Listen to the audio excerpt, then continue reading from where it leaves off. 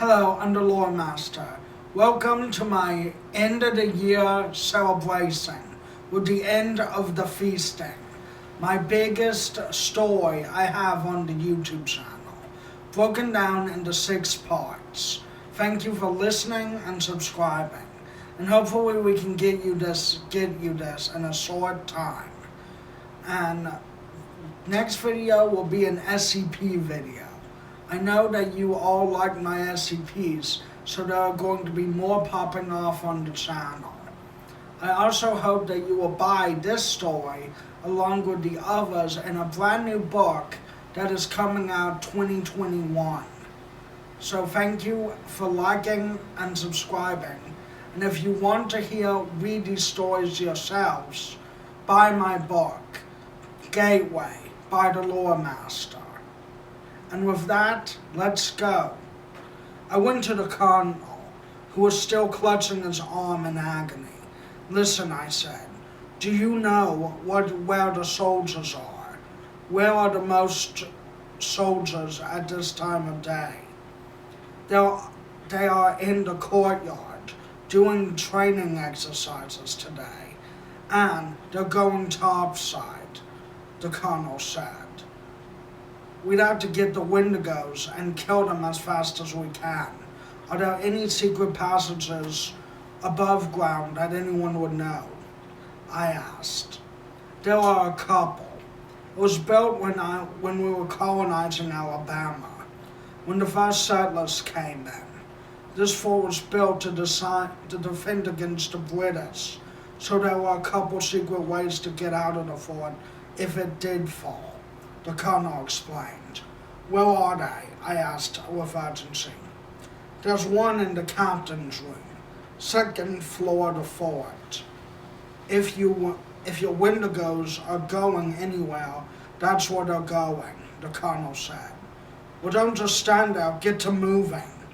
James and I ran, along with Ezra, to the captain's quarters on the 2nd floor. As we ran, we could hear the screaming of soldiers and musket fire, and the sound of flesh being whipped off the bone, as bones were breaking like twigs on a hot autumn day. There was sound coming from. There's where the sound's coming from, I said. We ran as fast as our legs could carry us, towards the screaming and the sounds of battle, coming from inside the fortress. I could only imagine the horror the soldiers were feeling as they realized their bullets were no match for the Wendigos, and that they were all going to die by these things. They used to be human, but were now just horrifying, nightmarish creatures. It must have seemed like something ripped right from hell. A nightmare, planning that the people would not wake up from. I prayed to the Great Spirit that we would make it in time to save at least a few of them. The fortress was all other parts of it, became a blur as we ran up the staircase, listening to the screaming. But all of a sudden the screaming stopped and there was dead silence. It was sickening, and it made us afraid. If there was silence, that means the battle was over. And if the battle was over, the soldiers were already eaten or dead, with the Wendigos approaching topside. The Wendigos were much closer to escaping, and the rest of the soldiers would be in the courtyard, and they would have no idea what was coming for them. And then they would begin their rampage of death and destruction there too. Finally, we made it to the Wendigos had been a minute before. One look from all of us showed that all the men were dead. Bones were laying everywhere. Blood splattered the walls. Their faces showed terror as they knew they were going to die and there wasn't anything they could do about it. I felt absolute guilt and pain knowing that because of me not killing the Wendigo when I first had the chance, These men's lives and blood were on my hands, just as the Wendigo that had just as much as the Wendigo that had killed them. I knew if I had the chance, I would not make the same mistake again, and I would kill the ringleader that was responsible for them, or die trying. As I made it topside, we witnessed the Wendigos whipping some of the soldiers to pieces. Some of the soldiers were shooting cannons that had been placed on the field, hoping that somehow they would kill them or at least slow them down. One of the Wendigo's arms was shot off by a blast, which made it scream in pain, but it kept running, making a beeline for the person who had shot at it with the cannon. Not even the battles of Gettysburg had this much blood and gore, I thought to myself as I ran into battle. I saw one of the Wendigos close to me, so I grabbed it and slammed it to the ground. I then took out my knife and quickly plunged it into its heart. James pulled out his weapon, a bow and arrow, and he loaded the arrow and pulled it back, eyeing one of the Wendigos who was on a soldier trying to bite his leg off. He said a prayer in his native language and then fired. The arrow slammed into the creature's forehead, causing it to fall to the ground motionless. I knew it was our chance to strike, as fast as I could, to another Wendigo, to get at the soldiers. I jumped on the Wendigo's back and stabbed it with my knife, and it fell to the ground with a terrible scream. I then wondered where the pack leader was. He had to be somewhere in the chaos. Then I saw it, the blue light coming out of the courtyard, growing as the leader began to form, growing larger and larger until it was 20 feet tall. As the soldiers looked on in absolute horror, it looked at us, inspecting the fort. Then the thing ran to the side of the fort where the cannons were. He grabbed them, whipping them off the stands and throwing them over the wall into the city proper, causing a huge explosion as the cannons hit the ground and detonated, sending explosions miles high and sending shrapnel all throughout Black Hope.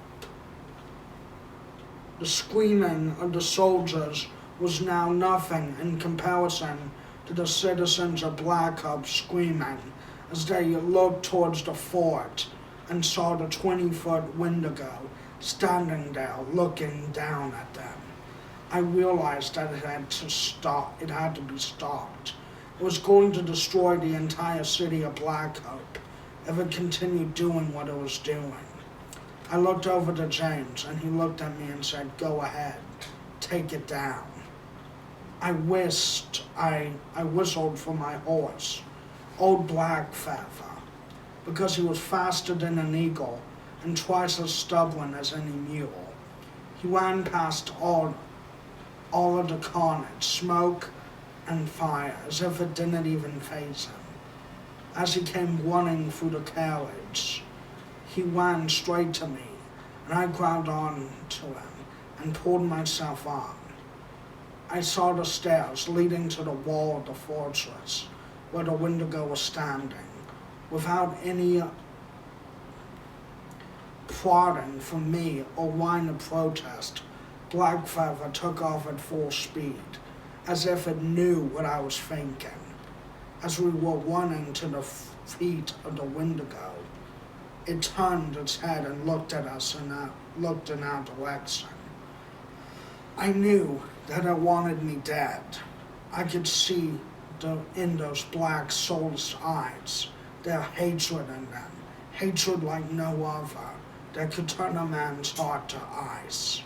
The Wendigo then ripped off a piece of the wall and lifted it and threw it at us. Fortunately, my horse was extremely fast, and we dodged it, near inches to hitting us, as we continued forward.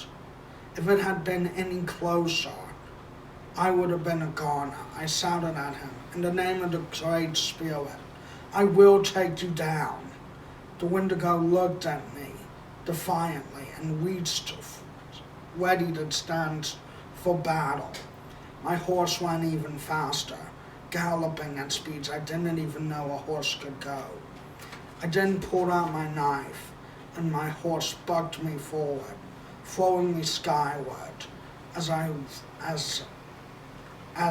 was fast enough to collide with the knee of the Wendigo. I stuck my knife deeply into the Wendigo, and it screamed. Its vile, unhuman, unnatural scream that sounded throughout Blackhope, ricocheting off the mountains. A scream that could be heard throughout the entire South. As it lifted its hand to grab me, then I started to climb, and I heard the air as the swoosh of the arm began to come down, right on top of me. I pulled my knife out and began to descend. I was falling fast from the knee, and as the Wendigo slammed its hand on his knee, I stabbed the knife into his fingers as he lifted me up. I began to get higher and higher. I saw my entry point and jumped off his arm onto his chest and began to stab my knife into it, creating a small borehole into the flesh, like a maggot wriggling inside a freshly dead corpse. It screamed in pain, but I knew I had to keep digging.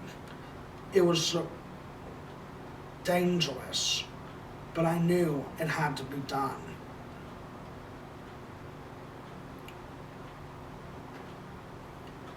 I had one destination, its heart. If I could stab the thing in its heart, then I could kill it. I made my way further and deeper into the muscle, to the heart. I saw and I knew I was there. I was in the chest, and then I saw it, as big as a large bucket, pulsating with energy. It had a small wall of black ice around it, keeping it safe from anyone who tried to kill it. I then drew my knife and began chipping away at the ice around the heart, until I got to the heart. Then with one battle cry, I stabbed the heart, pushing my knife deep within it. I could feel the Wendigo began to collapse. Once the heart was dead, the body began to crystallize, and I felt the body falling into the courtyard. The Wendigo slammed into the ground with such force that it caused a tidal wave of snow, wiping out any remaining Wendigos and soldiers trapped under its massive weight. It was finally dead and motionless on the ground. I began climbing out of the skeleton, and then I saw all the Wendigos were dead, their icy bodies melting in the hot Alabama sun. James ran up to me and asked if I was okay. I grabbed his hand and smiled and nodded. He helped me out of the corpse, and I admired it. There were 5 Wendigos that lay there, white permafrost around them, causing a foggy, ghost-like atmosphere as their bodies began melting in the summer sun. I knew my job was done. I knew the victory of the battle, but not the war. There was other Wendigos out there, and we all had to hunt and kill them. One thing I knew, though, was with James on my side, we would save the South from these monsters, once and for all. And with that, that is part 6 of the feasting. Thank you for reading it, and if you'd like to have this story in your hand and in written form, you can buy my new book, as I stated before. Thank you to all my subscribers, my friends, and my family, And a special thanks to my Nana who made this all possible. With all that going on, good luck and see you next year. This is the Lore Master, out.